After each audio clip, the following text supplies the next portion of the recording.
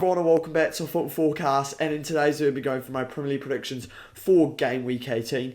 If you enjoy this video, it'd be great to subscribe to this channel as well as liking the video. So we're starting off with Manchester United versus Newcastle United. Unfortunately, the only Boxing Day fixture for this year because of the Premier League changes. We're used to having mini games on Boxing Day, but they've been moved to the following day. Disappointing, as that is always a great time of the Premier League Boxing Day fixtures. But anyway, it is a good game between Manchester United and Newcastle, but both sides have injury concerns, and for Manchester United, especially players at AFCON, is a real concern with Mbeumo, Amad Diallo and Mazraoui all being out because of AFCON. That's basically their whole right-hand side gone for Manchester United, as well as Bruno Fernandes is out and Matheus de Ligt is potentially out. I feel like Matheus de Ligt coming back is really important for United in terms of shoring up that defence. And we saw the limitations against Villa where they had to bring on kids and their whole bench was full of kids and how that affected them.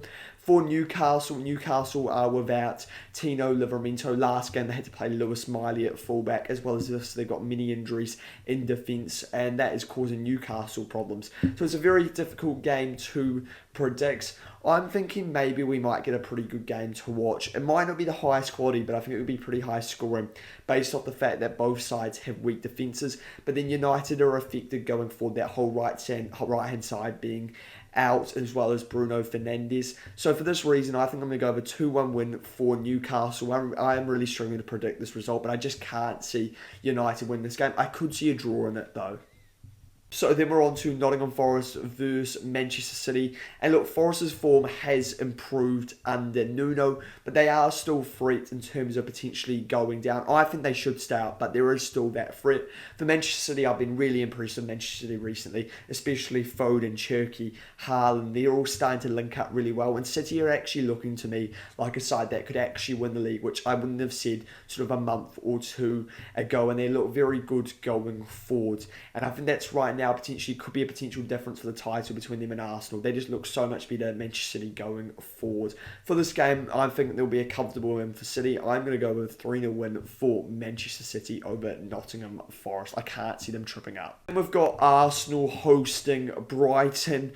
And look, Brighton have been good under Hurtsler so far this season, but I do worry against them against these sort of top sides. I think at points Brighton can be a bit naive in terms of how they look to play out from the back. I feel especially away from home that can cost Brighton, but then they've had some very good results away from home. For example, away at Stamford Bridge. I know Chelsea had 10 men, but Brighton were very good in this game. And look, Brighton are always a side that are going to cause you threat. For Arsenal have not been as good as they needed to be recently. I think it's fair to say Arsenal have come off a 1-0 win against Everton and a 2-1 win against Wolves. Neither game they were that convincing. They were better in the Everton game though, in fairness to Arsenal. Gabriel is still potentially out for this game. He could be back, but it looks like he's going to be back in a couple of games after this, which is a big injury for Arsenal. I think I'm going to go with a 2-1 win for Arsenal. I think Arsenal should have enough to get this result over the line. I think they're a good enough side still. The key for Arsenal is to just keep winning during this sort of period where they are struggling a bit, but they need to pick up that form soon. Otherwise, it will start costing them. So then we are on to Brentford versus Bournemouth, and Bournemouth have failed to win in their last 8 Premier League games. This is a real concern for Bournemouth.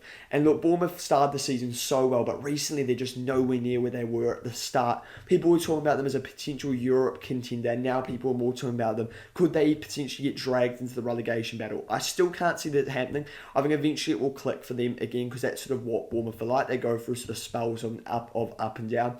And look, if they lose Antoine Semenyo, the conversation may start again, but they are very good at purchasing and replacing players, so I don't worry too much about them losing a player like Semenyo. For Brentford's record against Bournemouth is actually exceptional. They haven't lost in the last 8 games against them, so the odds are definitely against Bournemouth for this game, and especially considering Brentford have got an excellent record at home, I'm going to go with a Brentford win. I'm going to go with a 2-1 win for Brentford. Then we've got Burnley at home to Everton. And Everton, I think, right now are sort of struggling because they have some key players out 2 on AFCON, and that's Idrissa Gueye and Iliman Ndiaye, and Dewsbury Hall out for injury, and that has caused Everton some problems. They just lacked creativity in that game against Arsenal. They were pretty good defensively. Keane Tarkowski, I thought, did a good job, but they never sort of threatened at the other end, and that is something they're going to have to do against a struggling Burnley side. This sort of fixture can suit Burnley and Scott Parker. He's had some success against some of these sort of lower sides in the league. Everton are better than that, but I think there's a chance that maybe Burnley could nick a point because of sort of Everton's injuries and AFCON problems. But I do think I'm going to go with the Everton win right now. Burnley is still struggling despite that draw away at Bournemouth last weekend. And I'm going to go with a 2-0 win for Everton. Then we've got Liverpool at home to Wolves. And look, Wolves are absolutely terrible. Liverpool do have some concerns for this game. Mo Salah is at AFCON. Isak is 100% out for this game after a broken ankle. Estimate return is looking about April, but we're not really sure yet. Either way, he is definitely out for this game. There's also concerns at right back. Gomez is injured.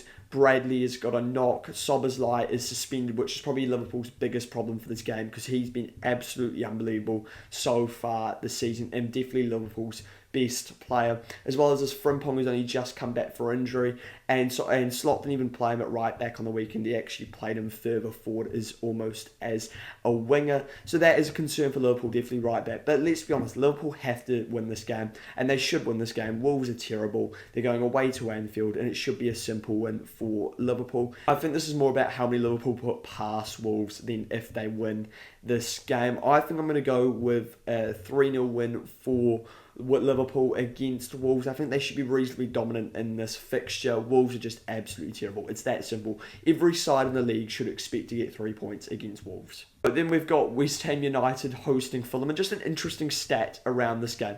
West Ham haven't kept a clean sheet in the last 14 games, and that is a reason why they are in a relegation scrap.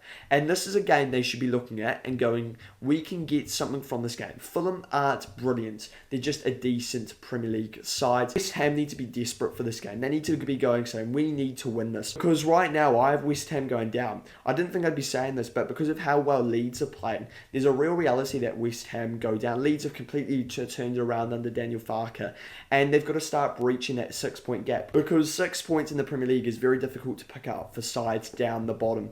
As well as this, you wouldn't be surprised with how well Leeds are playing. They just keep picking up more and more points. So then we are on to Chelsea hosting Aston Villa. And look, Villa's form right now is absolutely incredible, and they are flying in the Premier League. And they're looking like a side that could potentially be in a title race. Chelsea, not so good. Chelsea are struggling right now under Enzo Maresca. They did do well to rescue a point at Newcastle, but a pretty undeserved point, and they got some very lucky decisions, I think it is fair to say. And Villa right now have one of the best players in form in the league, and that is Morgan Rogers, who just seems to be scoring screamers week after week. I do think, though, Villa's form could end here. I think away at Stamford Bridge, if you pick up a point, you've done really well against Chelsea. I think Villa may go with a bit more of a pragmatic mindset for this game, but I wouldn't be surprised. You can't be surprised if Villa win this game because of how well they are playing and their ability to overperform XG. It's not a fluke now because it continues to happen. At some point, you've got to say that's not lucky, and that's why I'm not the biggest believer in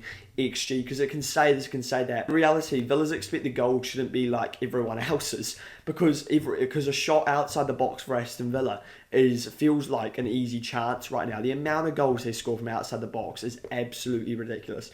I think for this game, I'm going to go with a 1-1 draw. So then we've got two sides that I'm so happy to see doing well right now, and that is Sunderland and Leeds United. And why? Because it's just good for the Premier League to have the sides that have come up actually doing well from the Championship, especially Sunderland. Sunderland currently definitely contention for European football. Leeds, though, Leeds' form in the last 4 games is incredible. They have picked up 8 points, which no one saw coming. It looked like Farke was going to go. I was one of the ones that was saying Farke should be sacked. Well, he's proven me completely wrong with the form that they are on. And it's great to see, and it's made the league so much more competitive this season. Despite Leeds' good form, Sunderland have shown so far this season they are still the better side. So for this reason, I think I'm going to go with a 2-1 win for Sunderland in this game. So finally, we have Crystal Palace versus Spurs, two sides that right now are struggling. In fairness to Palace, this is due to fixture condition. I think this is really clear. The amount of games they're having to play, they can't cope with it because they don't have the squad for it. And that's because this is their first season in Europe. They never prepared to be in Europe like other sides did it. And so understandably, Crystal Palace is suffering the effects. As well as this, they're having to play more games than anybody else in the league. For Spurs, there's like no excuse for how Spurs are currently playing. They're absolutely shocking. I think Frank should go. And as well as this, they have Christian Romero and Xavi Simons out for this game. Despite Palace losing 4-1 in their last game, I think Palace are going to win this. I think at home at Selhurst Park, they'll have enough to get the result against Spurs. And look, they haven't been as good recently, but I think I'm going to go with the Palace win. I think I'm going to go with a 2-0 win for Crystal Palace.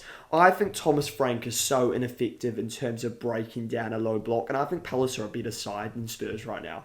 I think they're a way better side than Spurs, actually, so I think this is going to be a reasonably convincing performance. It is worth noting that Palace currently have their right-hand side out. Sarr is currently on AFCON, and Munoz is injured.